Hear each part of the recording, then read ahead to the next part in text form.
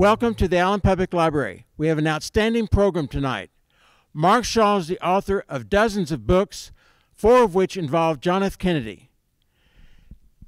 Mr. Shaw has been an legal analyst for CNN News, ESPN, ABC News, and USA Today.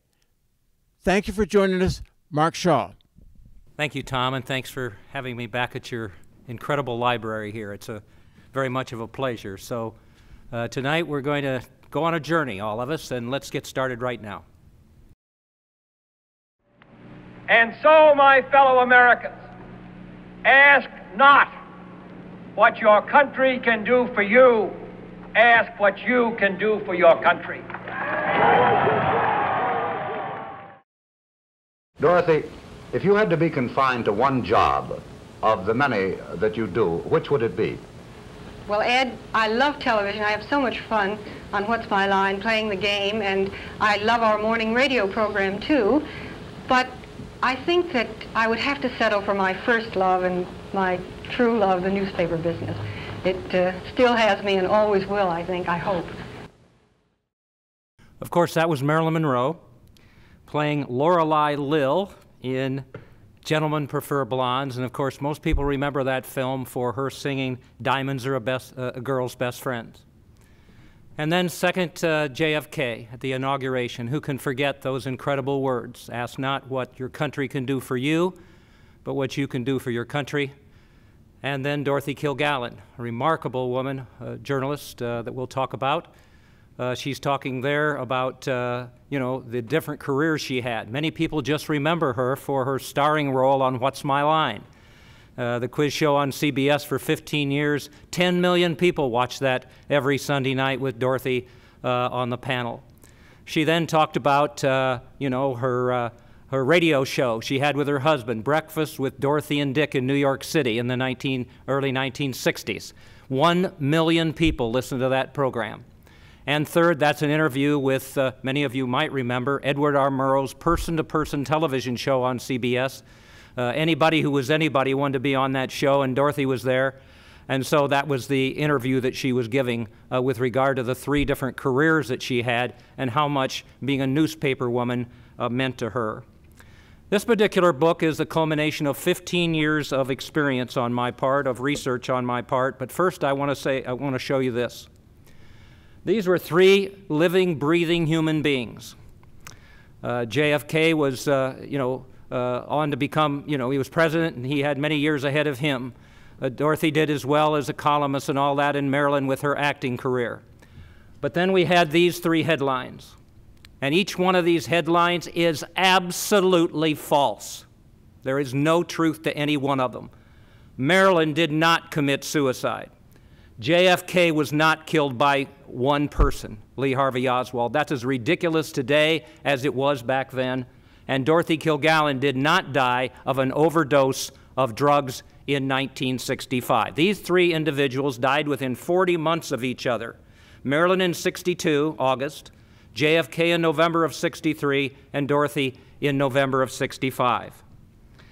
So this is what we lost in those particular 3 years.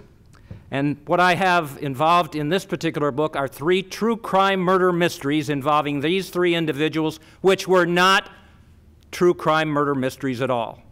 The relevance of this book is the fact that nobody asked questions at the time. And that is a good lesson for us to learn. I don't know who said it, but if you don't listen, and remind yourself of what history is all about, you'll make the same mistakes as well. So these days, we need to question things, especially when the government is involved, government agencies, because that's exactly what happened with these 3 individuals.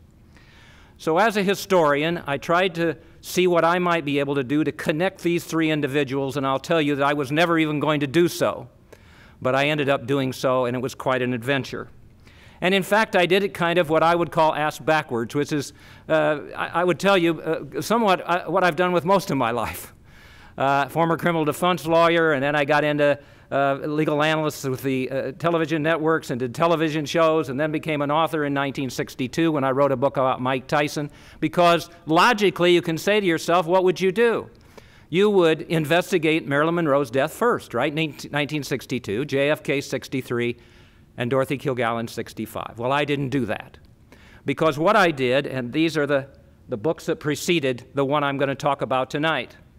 I first of all looked at the JFK assassination, 1963. The two books were Melvin Belli, King of the Courtroom. Melvin Belli, if you don't remember, was Jack Ruby's attorney. Well, I had a real advantage with regarding to write a biography of him because I knew the man. I practiced law in his building in the 1980s. And Belli was a bigger-than-life figure, flamboyant, not always obeying by the rules of being a lawyer, but he got all these amazing verdicts from big pharmaceutical companies and all of that. But when I was writing that book, I will tell you, and you'll see how all this kind of connects as it goes along, and where I could connect this and that, the dots, and sometimes I ran into obstacles and everything. But with Belli, I learned that he loved the mafia, and the mafia loved him. He would go to Las Vegas and pretend to be a mafioso by sitting at the table with other mafia people. His main client was Mickey Cohen, who was a Los Angeles gangster, and I remember the FBI headline, this man is considered dangerous, he's a cold-blooded killer. That was his main client. Yes, he represented Muhammad Ali and the Rolling Stones and others, but Belli loved the mafia. So when I was writing that book, I kept asking myself, you know, I wonder about this. How in the world did he become Jack Ruby's lawyer? He was a personal injury lawyer. He hadn't tried a damn criminal case in 25 years, and yet he ends up with Ruby as his client. And then I looked further, and what did he do at trial? He wouldn't let Ruby testify. He made him look crazy through an insanity defense that made no sense at all. And what did the jury do? Well, of course, they convicted Jack Ruby. So I had all these questions in my mind. If there's anything that I feel like I possess, it's a real curiosity. You know, I read 3 books a couple summers ago, Michelangelo, Leonardo da Vinci, and Einstein, thinking that if I read those, maybe I'd become a bit smarter somehow or another. Well, that didn't work, but I noticed in each of those 3 books, what did it say? Those 3 men gave credit to the fact that each of them was curious. So that got my curiosity up for Melvin Belli, that book.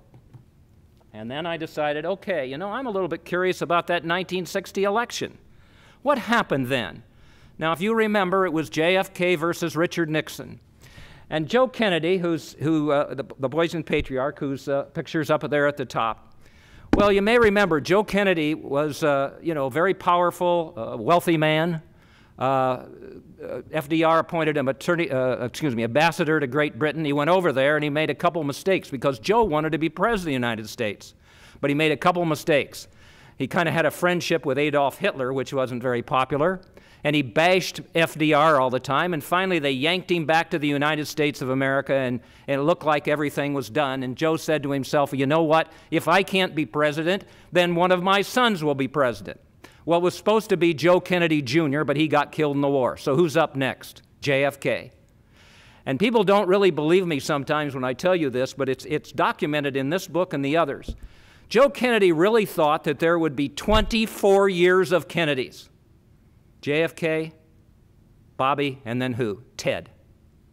And so the 60 election comes up, and what happens? Joe Kennedy finds out they're going to lose the election because they can't win West Virginia and Illinois. And so what does he do? He calls in some of his friends from his bootlegging days, Sam Giancana, Carlos Marcello, some of the mafia guys, and says to them, listen, I'll make you a deal. You can't turn this deal down.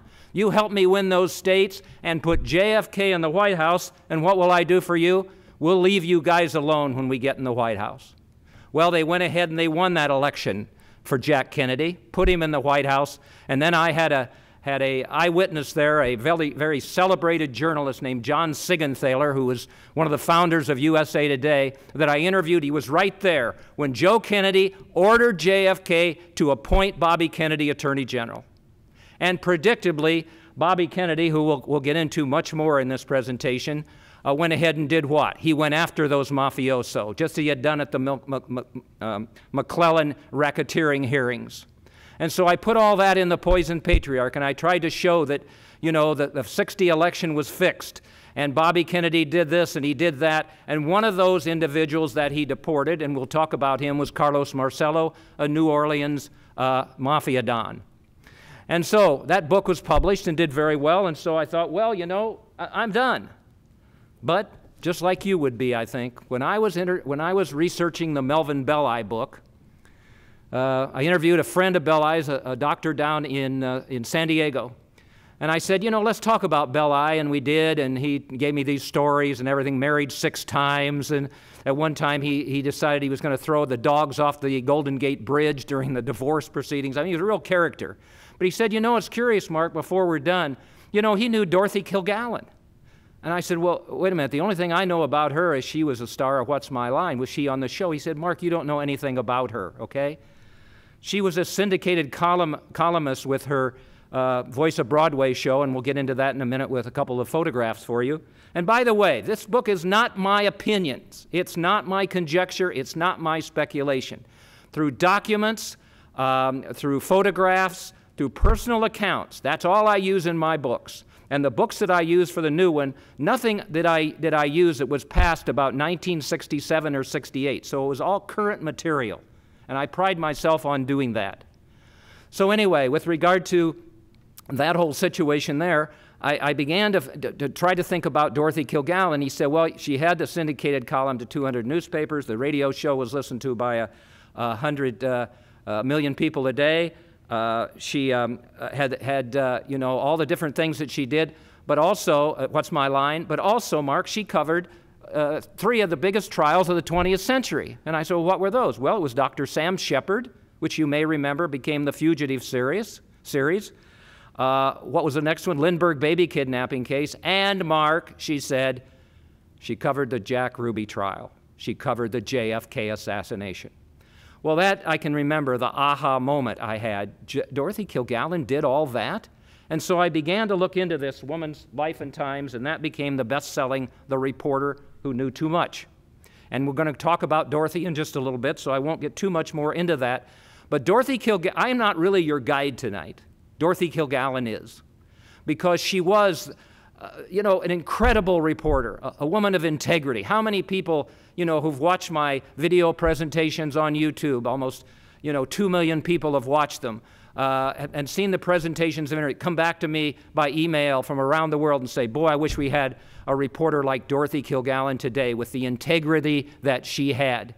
And so Dorothy Kilgallen is our guide in many ways. So I wrote the Reporter Who Knew Too Much and just continued on to think about exactly where I was going to go with all this. So what was next? There's Melvin Belli, okay, in his office in San Francisco. That's him with Mickey Cohen.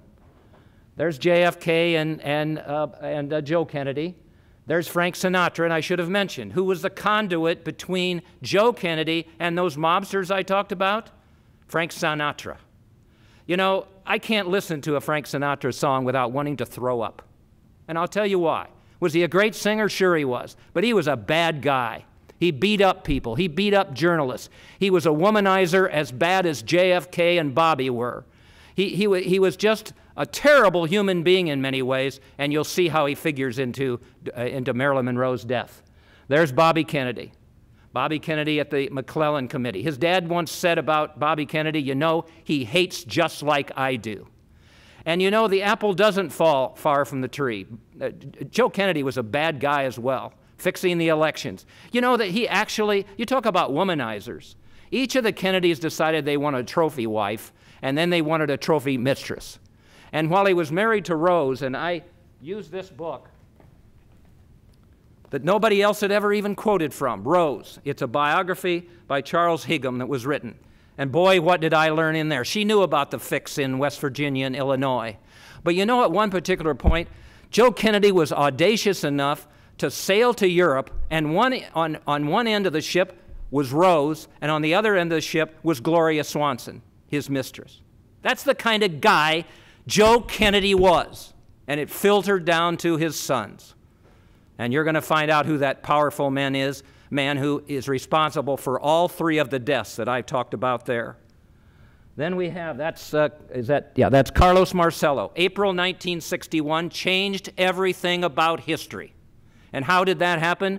Because Bobby Kennedy deported Marcello, who he hated, to Guatemala, to the jungles of Guatemala. When Marcello came back in the country, he went ahead and started doing his bootlegging in New Orleans, a $6 billion empire with everything. And Bobby Kennedy went after him again, tried to deport him. And as the end of 1963 comes along, end of 1963, November, Marcello's had enough. And he says to himself, I'm going to get rid of that little, and I don't want to say it on the air, that little you-know-what. And yet, he couldn't get rid of that little you-know-what, because if he killed Bobby Kennedy, Jack Kennedy would have come after him with everything the government had, right? So what does he do? He orchestrates the assassination of JFK so Bobby Kennedy will be powerless. And you know what? That's exactly what happened. Bobby Kennedy never went after those guys. He finally resigned as Attorney General and then ran for president and got himself assassinated in 1978. All right, so there's the JFK assassination, all right, in '63. There's Jack Ruby shooting Lee Harvey Oswald. There's Melvin Belli with his client, Jack Ruby. One thing I learned during this process, and frankly, it's not in the book because I didn't think of it at the time. If you really want to cover up a death, what's the easiest way to do it? Well, as you will see, the first one that I found was this autopsy situation with JFK. You know, Dr. Cyril Weck, who's the main forensic scientist, I think, in the country, all the famous cases, Michael Jackson, all these different kinds of cases, O.J. Simpson, all of them. And he's become a personal friend of mine, such a wise man. And you'll hear what he had to say about Marilyn Monroe's autopsy in a little while. But with regard to this, I mean, in his book, where is it? I guess I didn't bring it. In his book, talking about different autopsies, celebrity autopsy, he calls this the worst autopsy that was ever done. That little snippet up there shows that instead of doing the autopsy for JFK at Parkland Hospital, you may remember the Secret Service just whisked his body off to Washington. And they used these junior medical examiners to look at the President of the United States' autopsy. And as Sarah Wick told me, there was no truth to much of that autopsy at all. So that's the autopsy. Then, as far as what happened to Jack Kennedy at Daley Plaza, and you'll see a couple pictures in a minute of Dorothy being there when she covered the JFK assassination. But you know, I don't know what happened at Daley Plaza. Nobody does. I've had a wonderful woman named Kathleen in Dallas come forward who gives a very logical way of how it could have happened. Storm drains and so on and so forth. Was it at the Texas Depository Building, the school depository? Was it up at the grassy knoll? Where was it? Well, again, I'm always looking for the best primary source I can, and that is a autobiography by Jesse Curry, who was the Dallas police chief. And you know what he says in there? The first thing he did when he heard the shots, guess where he sent the police? To the overpass. Not to the depository building, none of that. So for me, that's the most credible account of what may have happened. May change my mind with new research. I get tips all the time from people, and I'm always open to what they say. And there's one of the worst human beings that ever lived on the face of the earth, J. Edgar Hoover. Why? Well, because this is what he, let me see if I can find it. This is what he said when JFK was killed. It is important that all the facts surrounding President Kennedy's assassination, this was a letter sent to the Justice Department. Important that all the facts surrounding President Kennedy's assassination be made public in a way that will satisfy people in the United States and abroad that all of the facts have been told and that a statement to this effect be made now. The public must be satisfied that Lee Harvey Oswald was the assassin, that he did not have Confederates who are still at large, and the evidence of such is such that he would have been convicted at trial. Speculation about Oswald's motive ought to be cut out. That's the FBI director. Now, people have said to me, why was he yelling out this Oswald alone theory all the time? Well, it's easy to figure out. If it's a lone nut, as they called Oswald, right, the FBI can't be held accountable, right? But if there's a plot to kill the president, and I don't use that C word, C-O-N-S-P-I, that word. I don't like that word. It just deflates from what really happened. There was a plot to kill the president. And if that happens, then J. Edgar Hoover would have been held responsible. So who assassinated JFK? Well, just as I did when I was a criminal defense lawyer and when I covered those famous trials and everything, I look at the detective's best four friends: Motive, means, opportunity, benefit from the crime. But most of all, motive. All right. Now, this was interesting because I interviewed Jack Ruby's prosecutor, Bill Alexander, for The Poisoned Patriarch. And he said, Mark, you know, I was shocked that JFK got killed. Bobby Kennedy had many more enemies than Jack Kennedy did. And you know, he's right. I kind of listed them here because, yes, you've got the people who have the motive to kill JFK, the CIA, of course. Hoover hated the Kennedys. He always hated the Kennedys. Cuban dissidents, the military complex.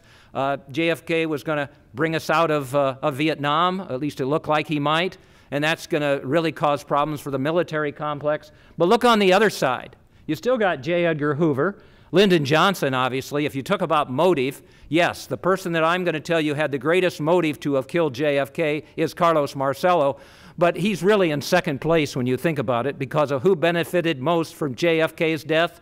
Lyndon Johnson.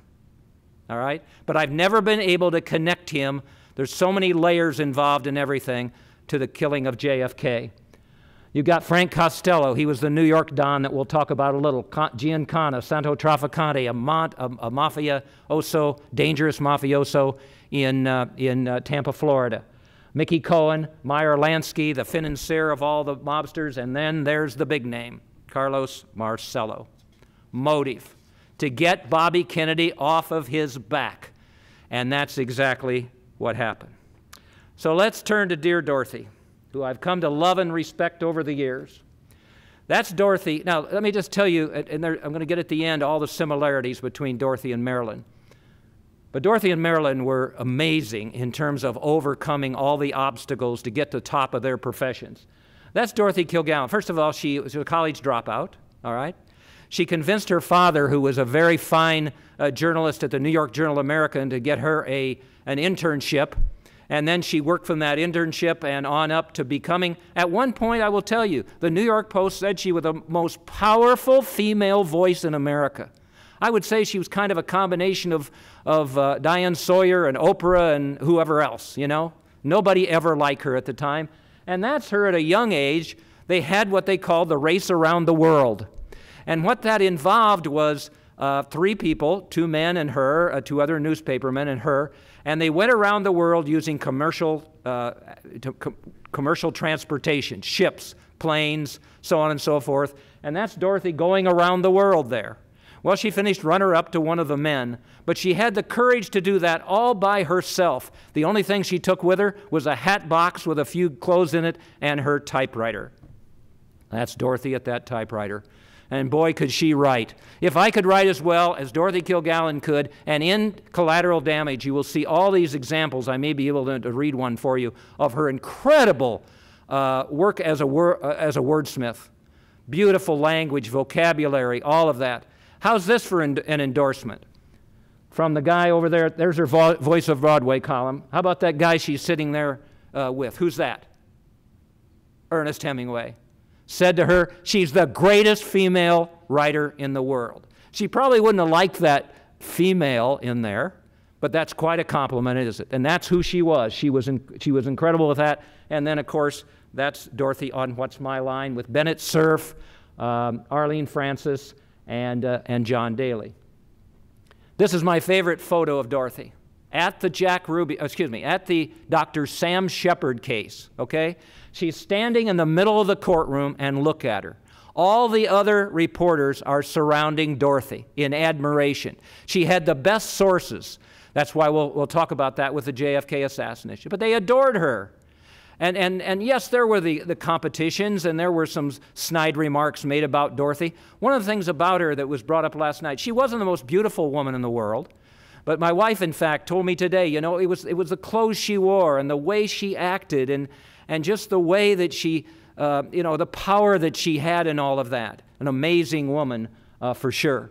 And you know you've made it when you're on a Flintstones episode, correct? All the things she did, she might have been happier with regard to this. They did it in an episode involving where Barney gets in trouble for gambling or whatever it was, and Fred gets in trouble and all this. And she's Dorothy Kilgranit on the Flintstones, okay? and it was a big hit and everything. You can go to, YouTube and watch it. It's called The Little White Lie is the name of the program. So now, I'm going to show you some books a little later that I'm going to say should be called distortions of history, because each one of them is. Many of those books don't even mention Dorothy. They're written about the JFK assassination, for God's sakes, and they don't even mention Dorothy, all right? And many of them say, well, she wasn't at the Ruby trial. She didn't interview Jack Ruby. This is her in Daley Plaza. That's Dorothy being frisked, going into the courtroom. And that's Dorothy at a news conference with Melvin Belli. These people just don't do their homework. I'm not the smartest guy in the world. It took me 6 years to get through Purdue University. I was a terrible law student. I'm still not the smartest guy. But all this was out there. And as I say, the relevance, as somebody, this one woman last night, Kathleen, told me, the relevance is we don't ask questions. They didn't ask them then, and unfortunately, we don't ask them today as we should. All right, so what did Dorothy write about the JFK assassination? Well, let's think about this. Here's J. Edgar Hoover going this direction and hoodwinking and deceiving and everything with regard to the JFK assassination, and everybody bought it except one reporter, Dorothy Kilgallen. The first column she wrote, the Oswald file must not close, 6 days after JFK died. And I should tell you, it was personal with Dorothy. She had taken her, they were friends. He'd been to her home when he was a senator in New York. She took her son, Kerry, her youngest son, to the White House. JFK made a big fuss over him, gave him a PT-109 pin, said, you know, looked at the letters he brought from his third grade class. She wrote in her column, the man who,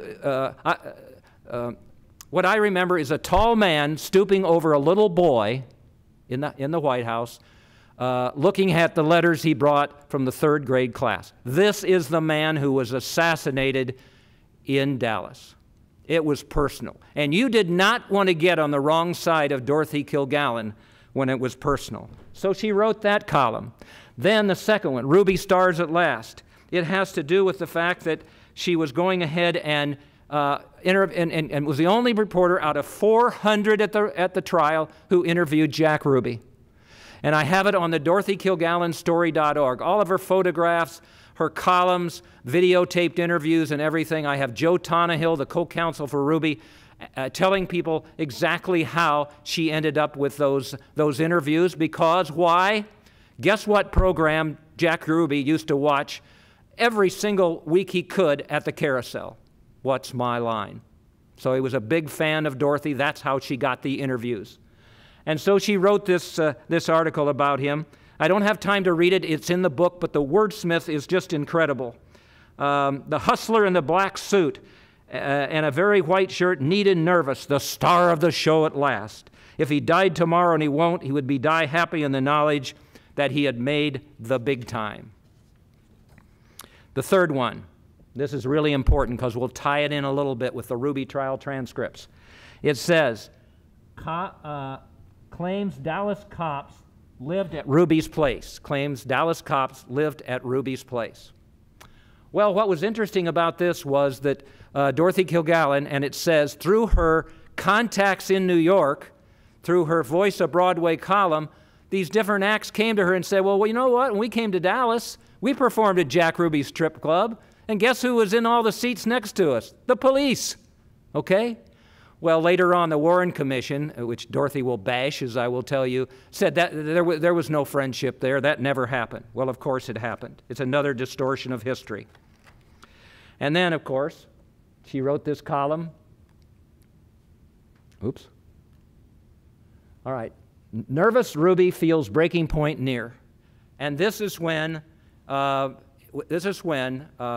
she'd interviewed Ruby, and she talked about what it was like. And the only line I'll read to you, because I don't have time to do so, was that in the column she wrote, I went out, after the interview, I went out in the almost empty lunchroom corridor wondering what I really believed about this man.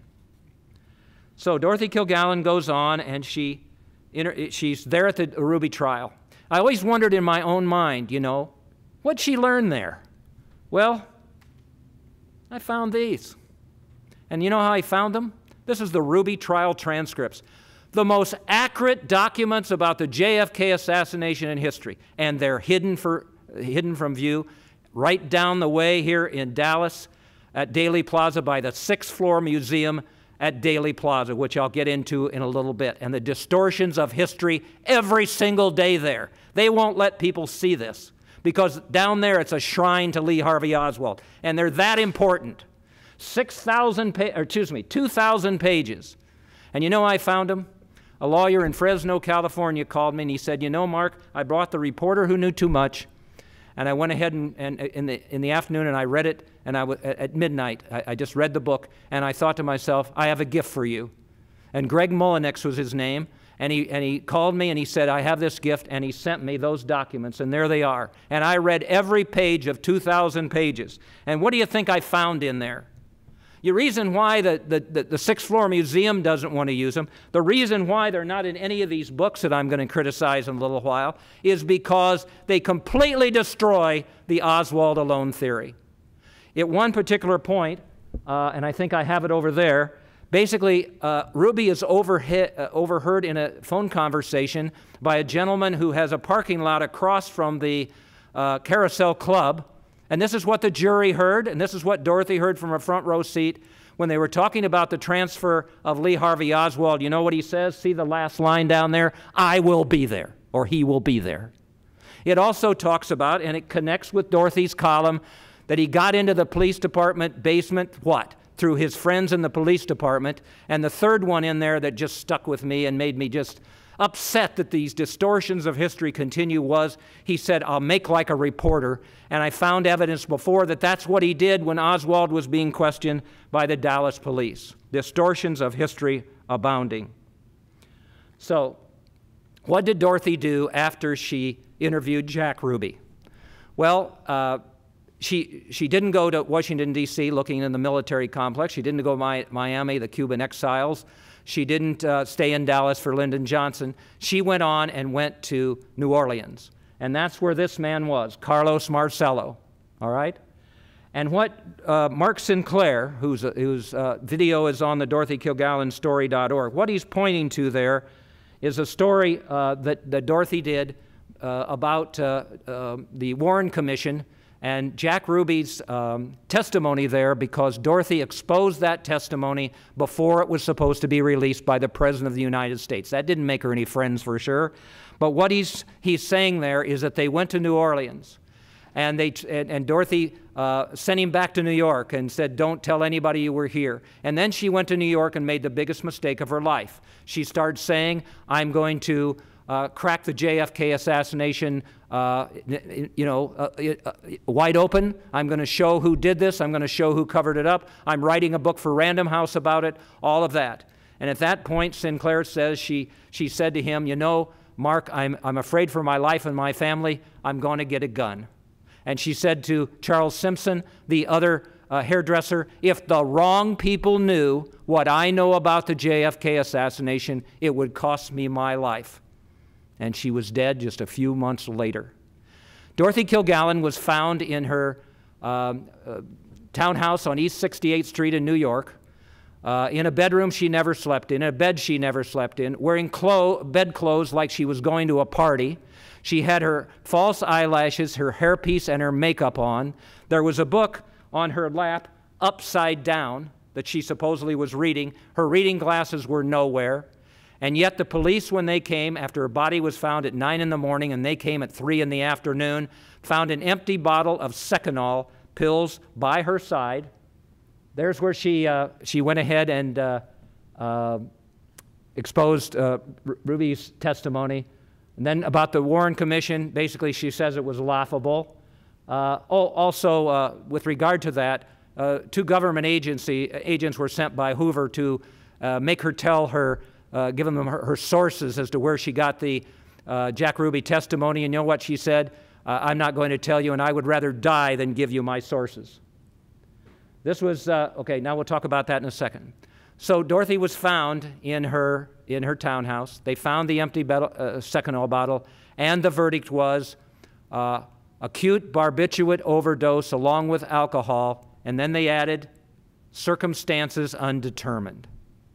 Well, you saw the headline earlier. That's not what got into the press. The press took it to believe because the medical examiner's office, a junior medical examiner, went ahead and told them that it was an overdose of drugs. So just like the headline with JFK that wasn't true, and the one we'll talk about with Marilyn, it wasn't true about Dorothy either, as I will show to you, based on the fact that she was murdered because she was the reporter who knew too much.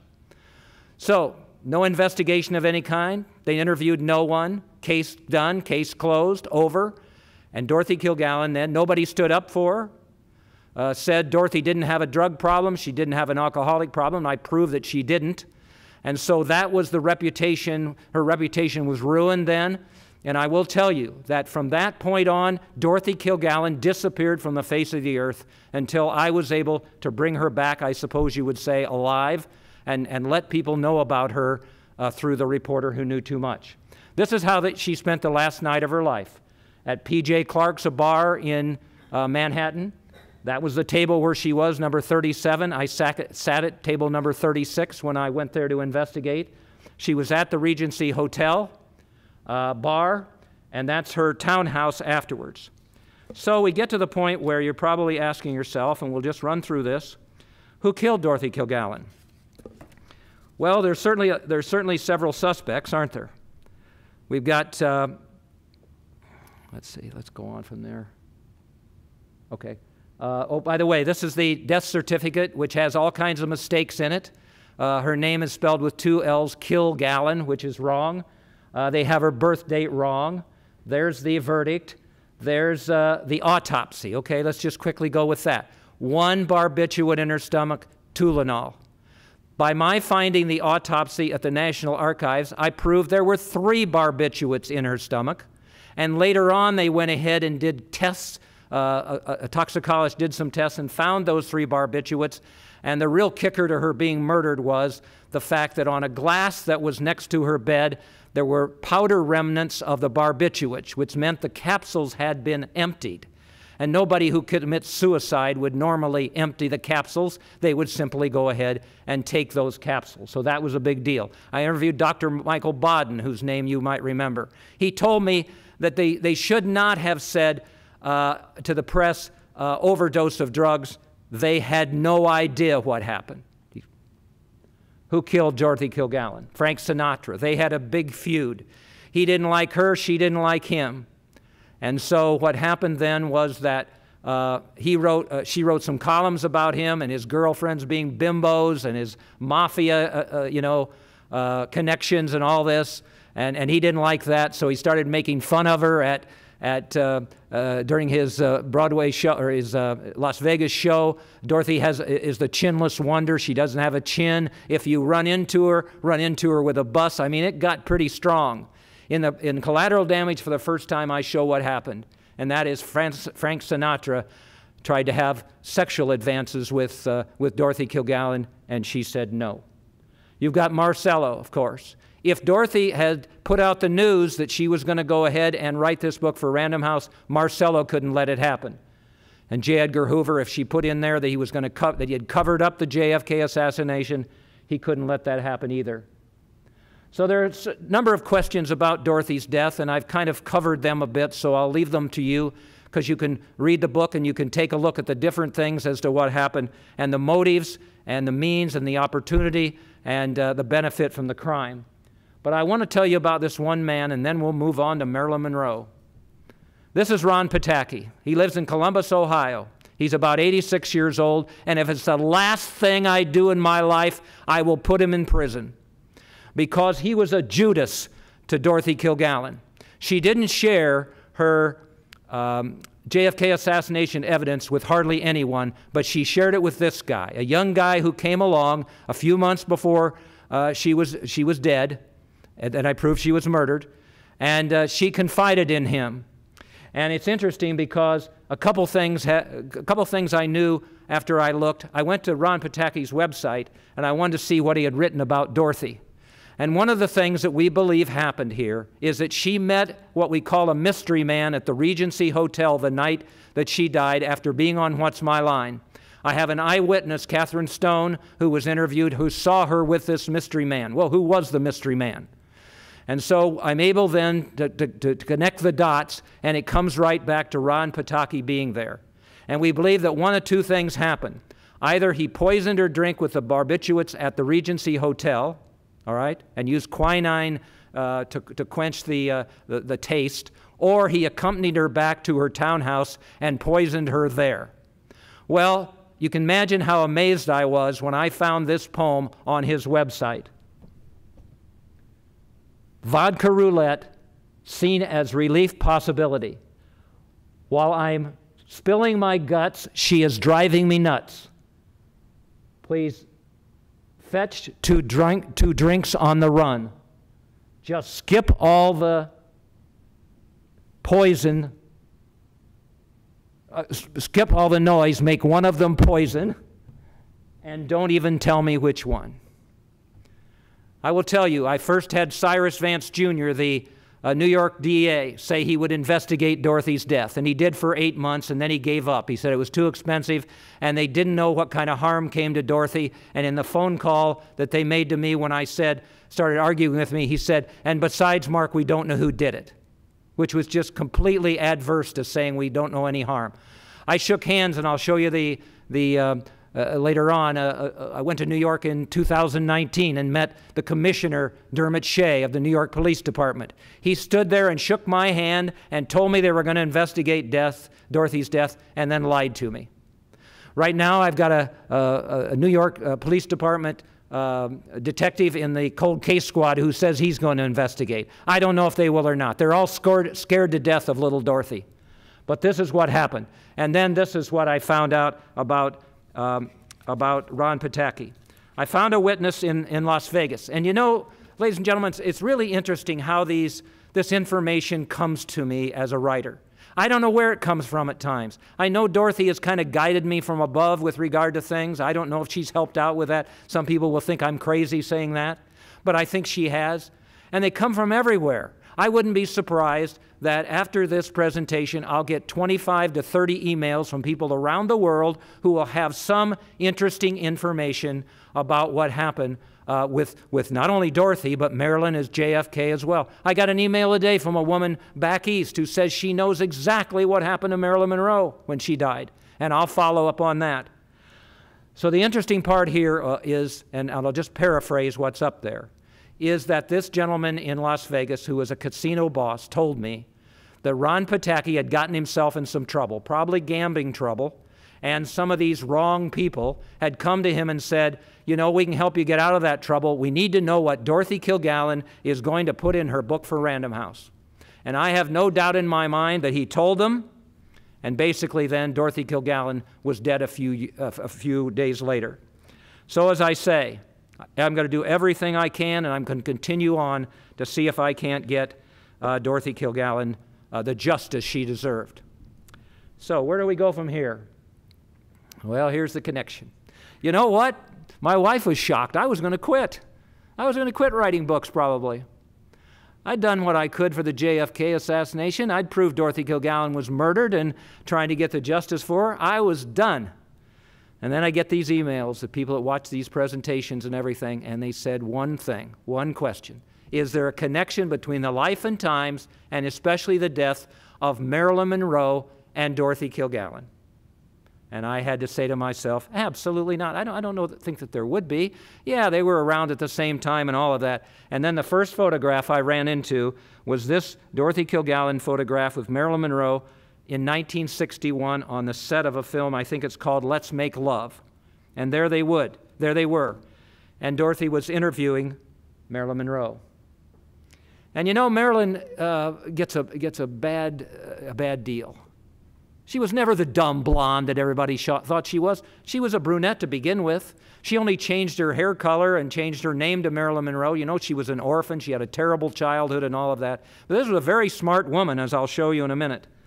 That's her at a very early age. And if you just want to read then one book about her, where is it? You want to read My Story.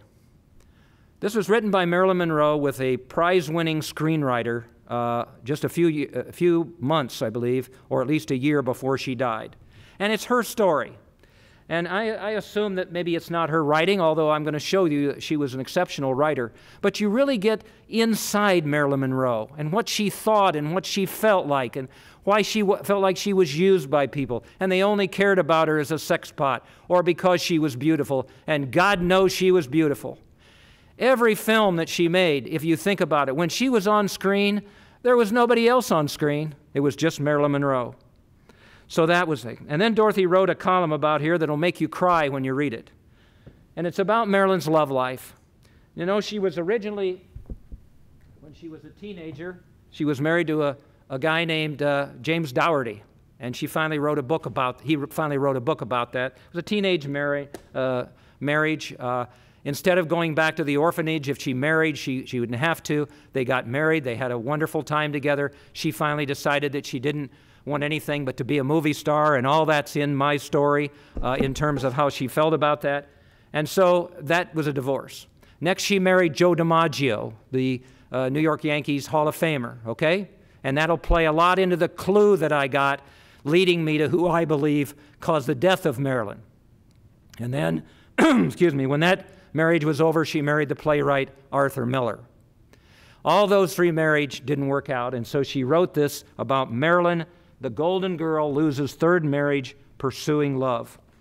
And you know, it does bring it brought a tear to my eye. I mean, you're going to hear me get upset about these. None of these three people should have died, least alone Marilyn Monroe. No way it should have happened. She fell in with the wrong people, as you will see.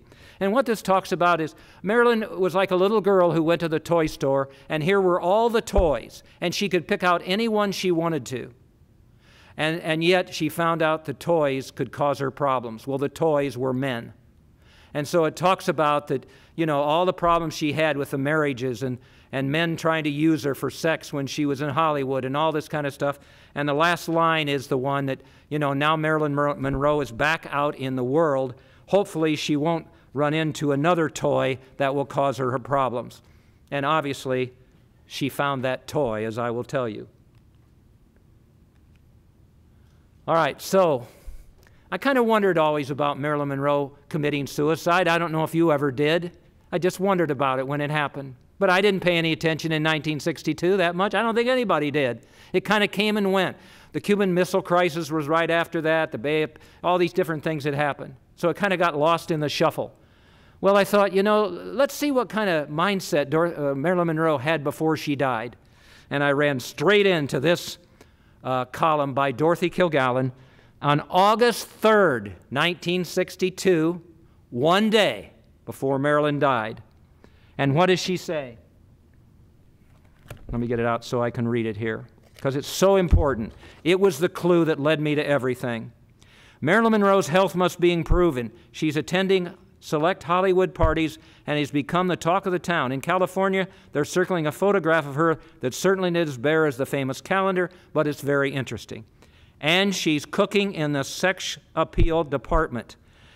2, she's proved vastly alluring to a handsome gentleman who is a bigger name than Joe DiMaggio in his heyday. So don't write off Marilyn as being finished. Well, that made me think, does that sound like somebody to you that's going to commit suicide? It certainly didn't me, and that curiosity took over. So I started to look into Marilyn, who she was, and I found this book.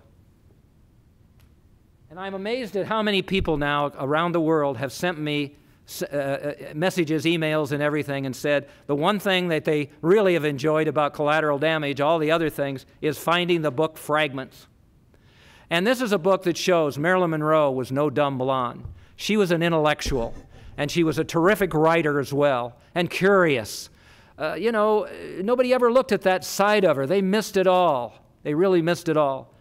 And this book contains her writings at hotels, on the backs of hotel stationery, on the back of grocery receipts, all of that. It's filled with her writings and poems. And as you can, if you can see there, you know, just think about this. Life, I am both of your directions, somehow remaining hanging downward the most, but strong as a cobweb in the wind. I exist more with the cold, glistening frost, but my beaded rays have the colors. I've seen in a painting, ah, life, they have cheated you. Many more, very introspective. That was the inside of Marilyn Monroe, squealing, screaming out, treat me as with respect. Treat me with respect. Please treat me with respect. You know what's the kicker with regard to Marilyn Monroe being a smart woman? She read Ulysses. You tried to read Ulysses? I did. I never got to the second page, okay? That's who she was. And she never got credit for that at all. And instead, this is what we got. This damn headline. And as you'll see, it was completely false. And nobody questioned it at the time. So what did I do then? Well, I thought maybe I was stuck with regard to things, but who comes through for me again? Dorothy Kilgallen. And without her, I would never, you know, she's the only person in history, and I didn't put this in the book because I didn't think of it. She's the only reporter in history who investigated the Marilyn Monroe's death and JFK's death that I know of. I don't think there was anybody like that. So what'd she do? She wrote this column called Martha Proves She's a Trooper. Well, it's about Martha Ray, the actress, and she fell down and hurt her leg or something. But what it is, it's a Bible of the questions that Dorothy Kilgallen had about Marilyn Monroe's death. And she got some of them from mail and all of that. But basically, it was to say, wait a minute, Marilyn Monroe was found in the nude in her bedroom. She didn't sleep in the nude. Her light was on in the bedroom. She slept in the dark.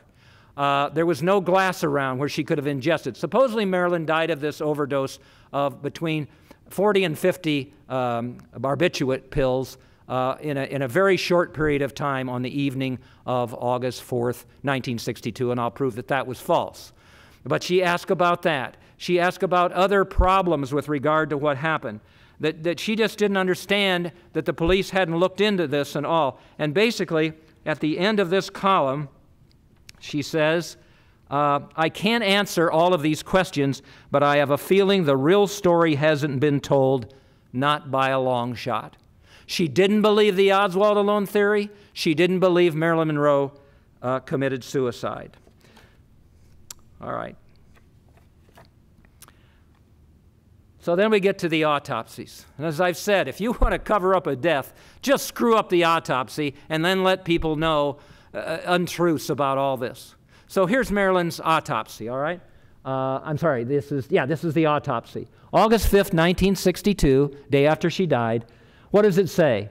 Acute barbiturate poisoning, ingestion of overdose, right? It's an overdose, right? No, it's not. A few more hours go by, and now what is it? It's a probable suicide. How did that happen? We may never know, except for the fact that we know about the junior medical examiner that was involved. You know, Dr. Cyril Weck, when he and I were discussing what I might put in the book about this, he said, you know, Mark, I've done 16,000 autopsies in my life. I've never seen a verdict in one of them, probable suicide. That's like guessing, you know. Maybe she committed suicide and maybe she didn't. But of course, what do we go back to? We go back to the headline the media had, Marilyn kills herself. Well, this Dr. Thomas Noguchi, and you may remember that name, he's the medical examiner who handled some of the Michael Jackson and O.J. Simpson and all this other kind of thing. And, you know, the easiest way, as I say, to screw up a murder investigation or any kind of investigation is to do a bogus autopsy. Well, wait till you hear this. Not only did he not know what he was doing, but basically he then went ahead in an interview just a few months after the autopsy, and he said, you know, I did make a few mistakes. The toxicology report had only been performed on the blood and the liver, not the internal organs. I should have examined those. Did you hear that? Can you imagine? This is this may be the most famous woman in the world. Look at the JFK assassination, what they did. The same thing with Dorothy, and now with Marilyn. That's one of the similarities. And he said, in fact, by the time I realized I'd made a mistake, now just think about this, I went to try to find those organs, but they had been destroyed. They had been destroyed. No justice for Marilyn, no justice for JFK, no justice for Dorothy Kilgallen. So, where do I go from there? Well, I'm continuing to probe in my own mind what happened to Marilyn Monroe. And then, excuse me, and then I find this letter. Okay, murdered. Who could have done it? Well, you can find out most of that out in the book. But it's the handsome gentleman who's bigger than Joe DiMaggio. I wanted to know what was going on in her life, okay? What kind of men was she involved with? So in my mind, I'm thinking, who's a bigger name than the most famous baseball player at the time, probably, other than Babe Ruth? And that's Joe DiMaggio. And then I landed on the Kennedys. I thought, you know, those are bigger names, aren't they? Well, what did I find out? Here's a picture, a photograph, the only one, of Marilyn Monroe. That's Bobby Kennedy on the left and JFK on the right. And most people know that, well, everybody knows really, that Marilyn Monroe, most people do, I guess, sang happy birthday to JFK on his 45th birthday, 1 year before he died, at Madison Square Garden in front of 15,000 people in this sequin dress that you could almost see through. Dorothy Kilgallen wrote that it was like she was making love to the audience because Dorothy was there. Okay? So I thought, okay, JFK, she must have had a relationship with him. I'll look into that. Well, I did, and she did, but it was very short-lived because Joe Kennedy, the politician, the patriarch, the poison patriarch, told JFK, look, you're going to run for president in '64. I don't want to see your name in the paper with Marilyn Monroe. And then I found this letter from Gene Kennedy Smith. It's just signed Gene Smith, but it's Gene Kennedy Smith. And it's to who? Marilyn Monroe. Understand that you and Bobby are the new item, exclamation mark. We think that you should come with him when he comes back east. Love, Susan Smith. Okay? Gene Smith. Well, it got me to thinking, wait a minute, this, yeah, there's some sort of relationship with Bobby Kennedy. Maybe he took over when JFK dumped her, right? All right? So I'm thinking, well, this letter is fascinating, but I need proof. And I'm always looking for confirmation, for things that I can go ahead and be able to use that are really going to make a difference with regard to the research that I'm going to present to my audience. So what do? I go ahead and I find a CIA document. I first thought it was an FBI document. Like I said, I'm not the smartest guy in the world, and so it took me a while to figure out it was a CIA document. But it's on July 8th, 1960, no, excuse me, on July 8th of 1962. And here's what it says, right in the front. This is all in open view. All of this is available for people. Why didn't they find it? Because they didn't want to. Here's what it says. Robert Kennedy has been having a romance and sexual affair over a period of time with Marilyn Monroe.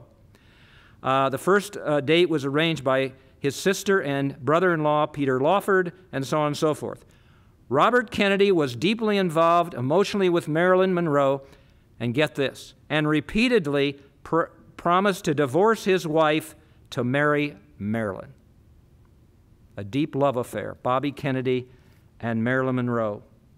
And so then I'm thinking to myself, well, okay, if that's what happened, then how am I going to go ahead and show how if Marilyn did not commit suicide, but she was murdered, how am I going to find out if perhaps Bobby Kennedy had something to do with this? And so I started looking at different evidence that I could find. There's that document. And this is an amazing find on my part. I had nothing to do, nothing that I could really find that could have been better. And so I went ahead and I found out that there was this big party at the Cal Neva Lodge, which was on the California-Nevada border. And this is the Cal Neva Lodge, and that's Buddy Greco, who's there with Marilyn Monroe. And Marilyn Monroe was there as well. And she was there. Frank Sinatra was there. Sam Giancana, one of the gangsters, was there. Gianni Russo, who has recently written a book called The Hollywood Godfather, he was there and gave an account of what happened. And Marilyn got the feeling that she was going to be passed around, possibly by those people that were there. Peter Lawford was there. There's been some questions as to whether the Kennedys were there. But anyway, at some point, she's had enough. And she goes ahead and she starts screaming, I want to go home, I've had it, and I'll tell you what I'm going to do. I feel like I've been used like a piece of meat, and I have a witness who was right there, and I've had it with the Kennedys. I'm going to the media when I get back in Los Angeles. I'm going to tell them about the relationships, the sexual affairs I had with JFK and RFK. And so, well, that sounded like, you know, what a threat that would be. And what would Bobby Kennedy think about her doing that? And so I found the other half then of the CIA document. And basically what this says is this. It talks about Marilyn, JFK, and Dorothy each having an obsession with UFOs. It says that JFK talked to Marilyn Monroe about his obsession with UFOs and that he was going to investigate Area 51 in New Mexico. It talks about the fact that Marilyn Monroe had threatened to go to the media about the love affairs. And worse than that, in that one sentence there is what ended up being the cause of death for Marilyn Monroe. She supposedly said, and it's in the CIA document, I am going to let the media know about the matters of national security that JFK and Bobby have told me about, including killing Fidel Castro. Well, those Kennedys couldn't let her go to the media about the love affairs. That would have been bad enough, but they couldn't let her go to the media with regard to what happened with these matters of national security. For God's sakes, that almost amounts to treason. So what happens then? Well, I'm thinking, okay, my number one suspect is who? Bobby Kennedy. Motive? For sure. He's got to shut her mouth. All right? But what am I going to do? Well, I found a book called The Strange Death of Marilyn Monroe by Frank Capel.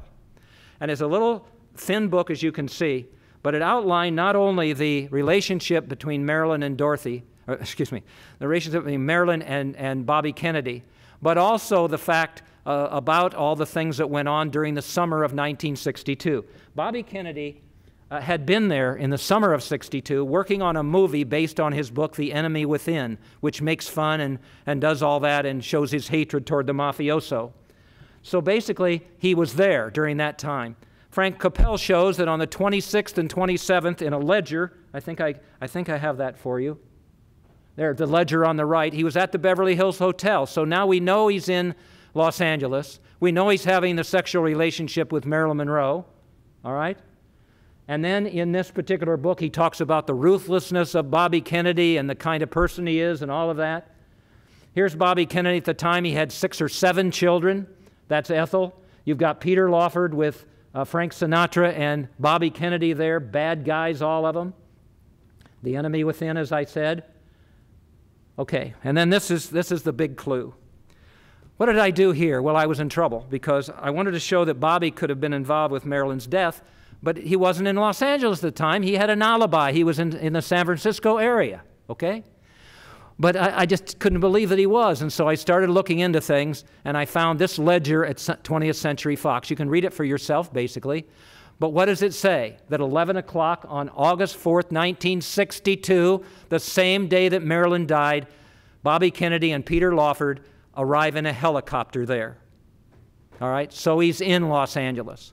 And then there was a book called The Beverly Hills Murder File. And it's by a Beverly Hills police officer who swears that he stopped a limousine at midnight on the 4th.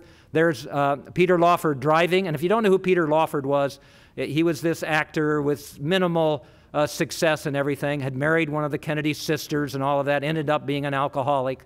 But he's driving the car. The officer says, Bobby Kennedy's in the back seat, and guess who's in the front seat with Peter Lawford? Dorothy Kilgallen's psychiatrist. So he was in Los Angeles. So then I tried to put things together, and what I learned was that on that particular day, they'd had enough of Marilyn. They went to her home. They begged her not to go to the media. And Marilyn just refused. She'd been dumped. You know, there's this one image that I want to give you. You remember Dorothy wrote about Marilyn just wanting love in her life so much? Well, what happened? JFK, the most powerful man in the world, you know, has a brief love affair with her, and I don't know if he told her he loved her or not, but probably did. And then he dumps her. And then Bobby Kennedy takes up with her, and he has a love affair with her, a sexual affair and all of that, and tells her what? He's going to divorce Ethel. And then her calls won't be returned by JFK, and her calls won't be returned to the Attorney General's office by Bobby. And you can see Marilyn. It also makes me want to cry for her, as I think she was crying, sitting by the phone. They won't have anything to do with her anymore. You can imagine the mindset there. But they go to her house, and I think it's pretty well chronicled in Collateral Damage, and they plead with her not to go to the media. She says no. And what I've done in Collateral Damage is give a plausible way that Marilyn Monroe was eliminated, silenced, her mouth closed. She was killed. And Bobby Kennedy's operatives were involved, and I did this based on 3 clues that I had. There was a fresh bruise on Marilyn's hip that I found in the autopsy. Marilyn's housekeeper was doing laundry, washing things, washing sheets from Marilyn's bedroom, I've been able to decide, when the police came. And the amount of chloral hydrate that was in her system. You know, Dr. Noguchi couldn't find anything there in terms of her ingesting these things because there was nothing in her stomach, so I show a practical way that she could have been killed. Marilyn Monroe, silenced at the age of 36 years old.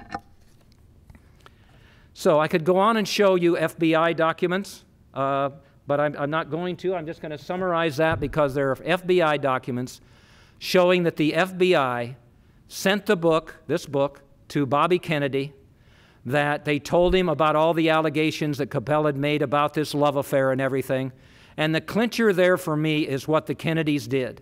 Basically, they decided, along with the FBI, that they would buy every single copy of this book when it was released so that nobody could read it because they knew what was in it was true. These were bad people that Marilyn fell into, a nest of Kennedys that ended up causing the end of her life. There's a couple other articles I could share with you, but I think we'll go on to this particular. What I wanted to do at the end of this book, there's the housekeeper, here's the FBI documents. What I wanted to do at the end of this book is I wanted to humanize these 3 individuals who did not and should never have died. Here's Marilyn, 4 of her most famous films. The Asphalt Jungle, that was the turning point in her career.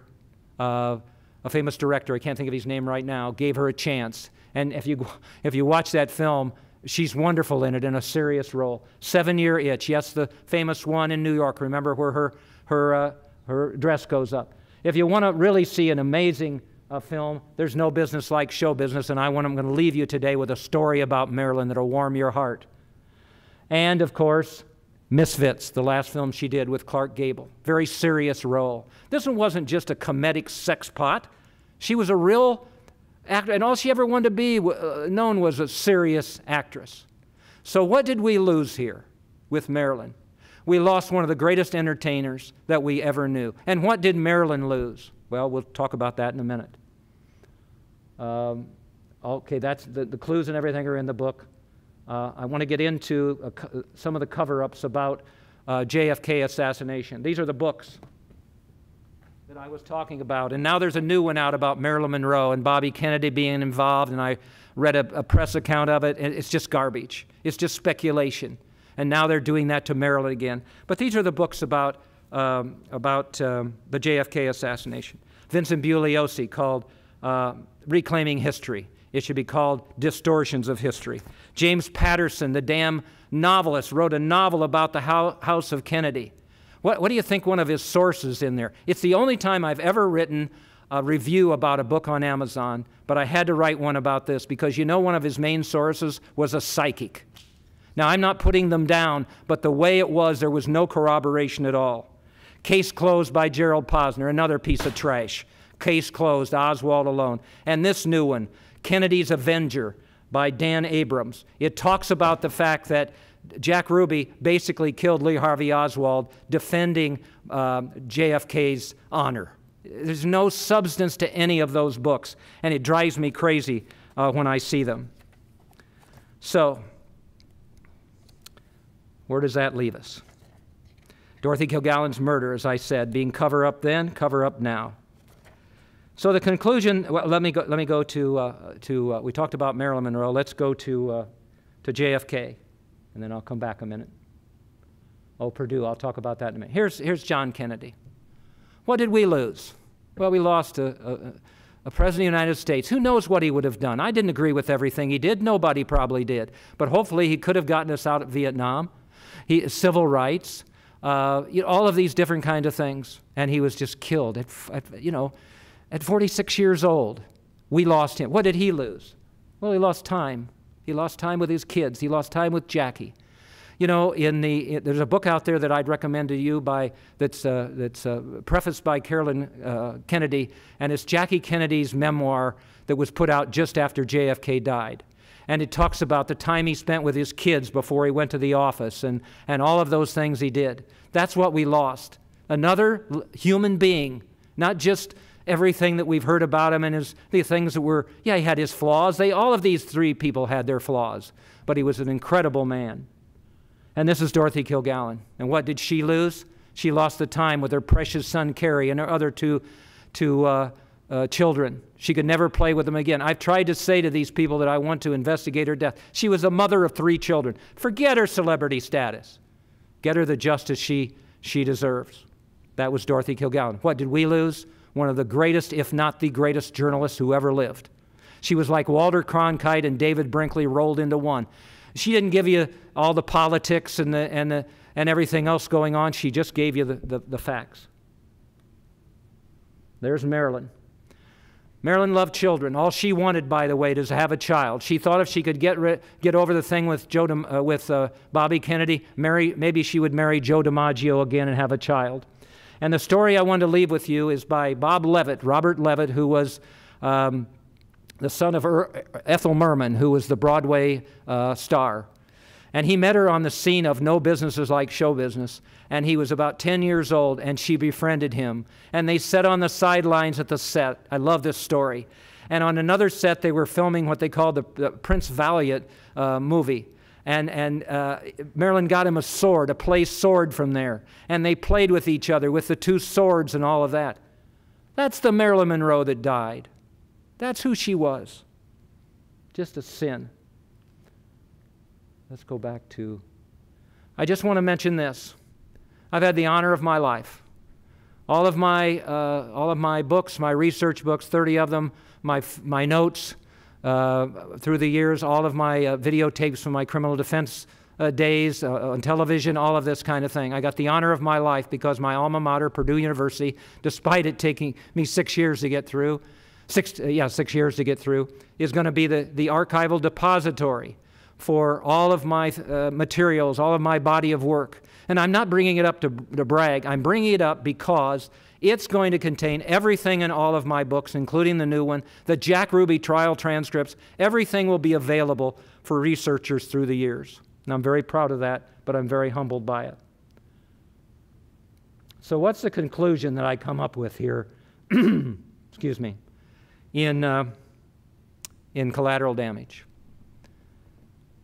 If Robert Kennedy had been prosecuted for complicity in Marilyn Monroe's death, a murder in 1962, based on compelling evidence at the time, he would have been rendered powerless and there would have been no JFK assassination in 1963 because Bobby's enemies would not have had to have rendered him powerless because what? He would have been powerless anyway by having been prosecuted for Marilyn's death. No JFK assassination. And then it goes further. In 1965, Dorothy Kilgallen would not have been killed for what she found out about the JFK assassination because there would have been none. Those 2 lives would have been saved if Bobby would have been prosecuted for Marilyn Monroe's death. Course of history would have been changed. There's no question about it. Course of history would have been changed. Oops. So here's what I'll leave you with. By the side of my writing table, I have this saying: the dead cannot cry out for justice. It is the duty of the living to do so for them. These 3 individuals were all denied justice when they died. They should have never died, as I say. So it's my job to be their voices with my books and to try to influence everyone out there I've written a letter to the Los Angeles District Attorney demanding that they reinvestigate Marilyn's death. If you feel strongly about that, contact the LA DA. If you feel strongly that Dorothy Kilgallen was murdered and that the New York Police Department should investigate, do that. If you feel strongly that Stephen Fagan, Lindsay Richardson, and Nicola Langford, and a professor named Hollifield, who run the sixth floor museum at Daley Plaza, that they should stop distorting history in terms of the JFK assassination. Do something about it. Go ahead and contact them and ask them to please quit distorting history about all this. Because if we don't do it, Marilyn Monroe's reputation will continue to be tarnished, Dorothy Kilgallen's will, and JFK will never get the proper recognition, because basically what's he most remembered for? The JFK assassination, instead of those wonderful accomplishments he had. So again, the dead cannot cry out for justice. It is the duty of the living to do so for them, and that's something I'm going to continue to do. Thank you so much. Thank you for that outstanding presentation, Mark. A few questions. You're a man who does copious research, takes prodigious notes, no matter where they come from, and follow the leads. What kind of criticism have you received about your book that you would like to address here tonight? Well, and I understand this. There are people out there who still love the Kennedys. They want to remember Camelot. They want to remember all the good things that happened.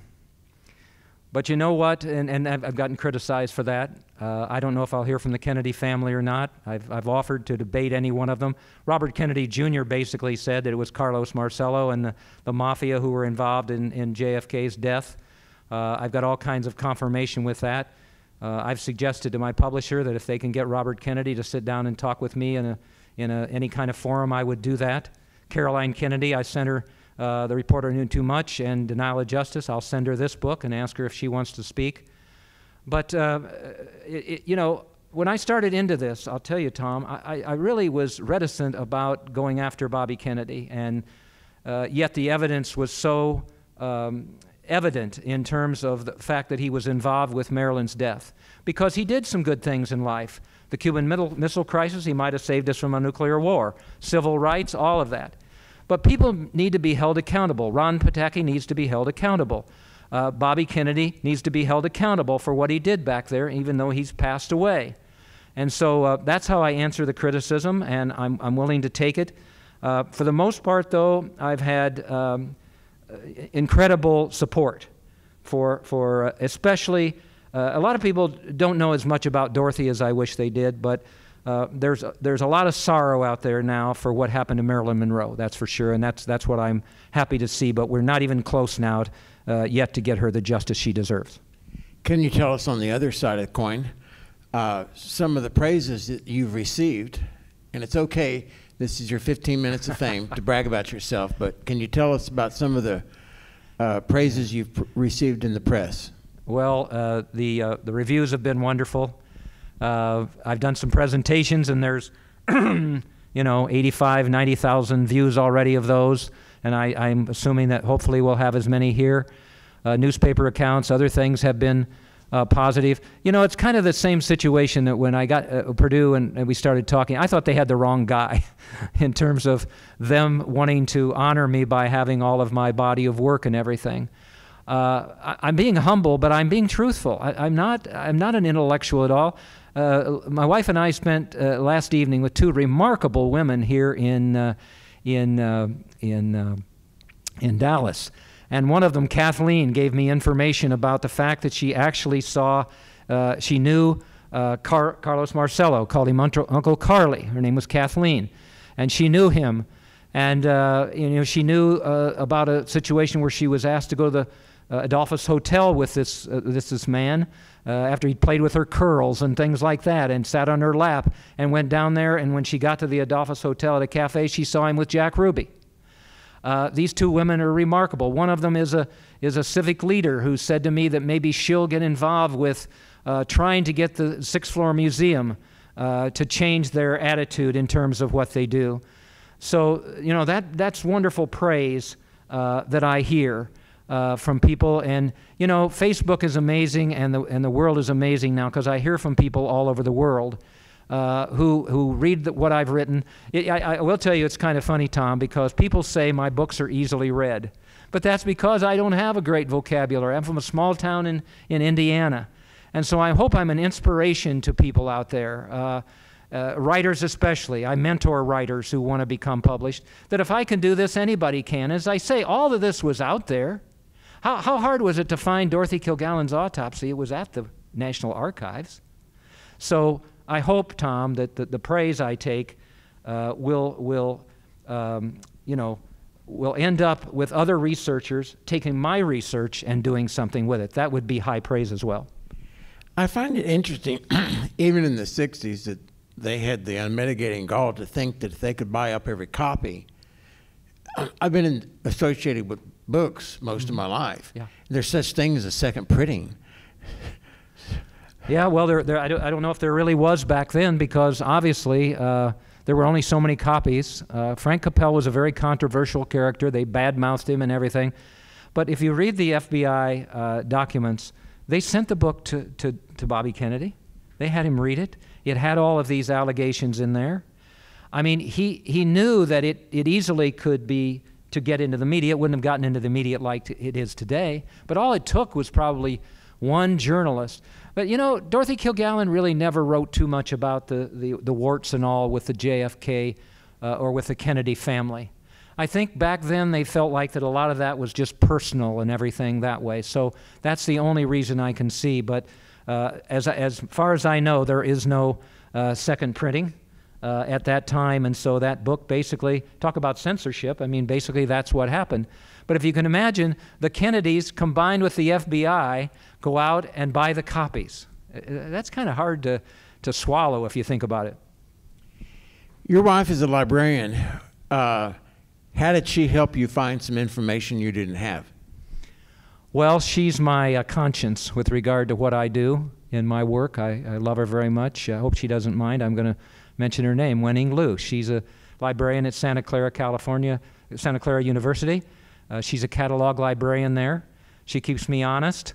The only disputes we really have is that she loves footnotes and I don't. But we've gotten through all that. But you know, she reads my material. She's very detailed. She's a supreme editor.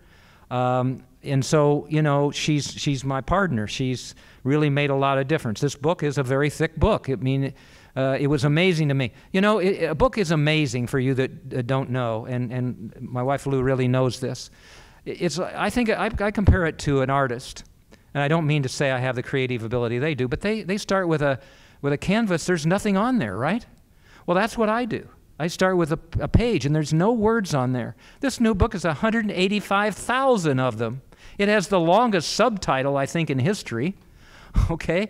Collateral Damage: The Mysterious Deaths of Dorothy Kilgallen, or of Marilyn Monroe and Dorothy Kilgallen, and the ties that bind them to Robert Kennedy and the JFK assassination. Okay, that's a handful. And yet, you know, it's 15 years worth of research. I'd never written about 3 people before. But she keeps me honest, and she's as responsible for my books as I am. What's the biggest challenge you had writing this book? It was putting all the dots together. It was a giant-sized puzzle because of how I handled it. But it turned out to be a blessing. Like I said, you would normally go ahead and investigate Marilyn's death first in '62, then JFK, then Dorothy. Well, I didn't do that. JFK first because of the Melvin Bell Eye situation and all of that in the '60 election. Then I got into Dorothy and her JFK assassination and all that. I was going to quit. But then I investigated Marilyn's death. But by investigating Marilyn's death, it opened up a lot of new ideas for the JFK assassination as well as Dorothy Kilgallen. And so it turned out to be a blessing. But I thought, you know, when I sent in the manuscript to the publisher, to the editor, and what I do in the book is I alternate the 3 stories. Okay, I start with Marilyn, then JFK, then Dorothy, and I do all this. And I sent it to the editor. I thought they were going to come back and say, Mark, this is a mess. This is a mess. You need to move this here and that and everything. I couldn't believe it when I got the day I got it, and the editor said, "This is a great book, Mark. Nice going." I thought, I don't know how all this came together. Sometimes you don't. That's the creative process that I love, and any creative person will tell you that's the most fun. The publishing of the book, all the other kind of things, but it's the creative process that I love. This question is from the virtual audience. This is such a fascinating presentation. We're experiencing a number of interrupts. One is in Frisco, one's in Dallas. Will you be able to make a recording available to watch in the future?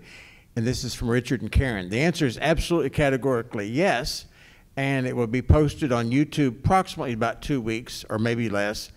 And when you do watch it, be sure and subscribe to the Channel 16 City of Allen channel, where we have about 500 outstanding videos for you to watch from past programs, and this will be added to the canon.